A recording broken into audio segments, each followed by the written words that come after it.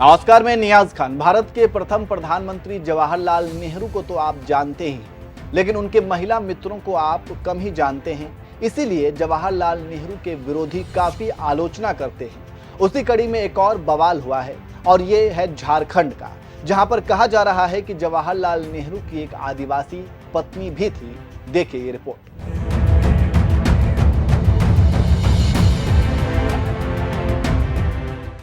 कहने को तो पूरा हिंदुस्तान जानता है कि नेहरू काफी आशिक मिजाज किस्म के थे, लेकिन ये पूरा सच नहीं है। लेकिन जो इतिहास में दर्ज है वो ये है कि वायसराय लॉर्ड माउंटबेटन की पत्नी एडविना पर नेहरू का दिल आ गया था।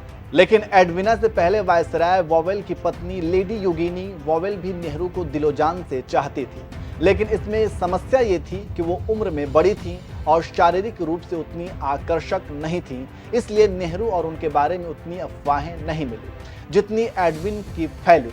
तो स्टोरी मोटा मोटी आप जान गए हैं, लेकिन क्या आप जानते हैं कि जवाहरलाल नेहरू की एक पत्नी आदिवासी थी जिनका नाम था बुधनी।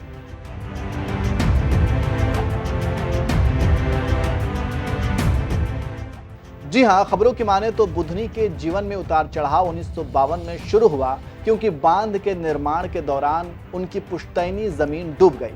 उनके पास जमीन के अलावा आय का कोई स्रोत नहीं था। हालांकि बुधनी ने इसके बाद भी हार नहीं मानी और बांध निर्माण के दौरान मजदूरी की। बुधनी पहली ठेका मजदूरों में से थी। फिर आया 5 दिसंबर 1959, वो मनहूस दिन जो बुधनी को तोड़ कर रख दिया।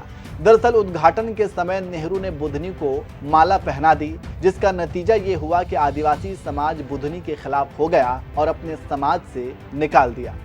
खबरों की माने तो पंचेत बांध के उद्घाटन पर पंडित जवाहरलाल नेहरू ने बुधनी को जो माला पहनाई वो उनके लिए जीवन भर का दर्द बन गई। दरअसल संथाल आदिवासी में किसी पुरुष का महिला या लड़की को माला पहनाने को शादी मान लेते हैं। उस वक्त समुदाय के बाहर शादी करने पर समाज से बहिष्कार कर दिया जाता था।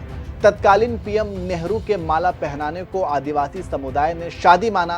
समुदाय से बाहर एक गैर आदिवासी से शादी करने की वजह से बुधनी मांझियाइन को समाज से बहिष्कृत कर दिया। उसकी अपने गांव में एंट्री पर रोक लगा दिया। लेकिन बुधनी हार नहीं मानी और लड़ती रही, जिसका नतीजा ये हुआ कि 1985 में जब राजीव गांधी प्रधानमंत्री के रूप में बंगाल के आसनसोल गए तो एक स्थानीय कांग्रेस नेता ने बुधनी से उनकी मुलाकात कराई और उन्होंने अपनी आप बीती सुनाई। उसके बाद बुधनी को डीवीसी में नौकरी मिल गई, जहां से वह 2005 सेवानिवृत्त हो गई। तो ये रही नेहरू की आदिवासी पत्नी की कहानी। कमेंट करके बताएं कैसी रही स्टोरी।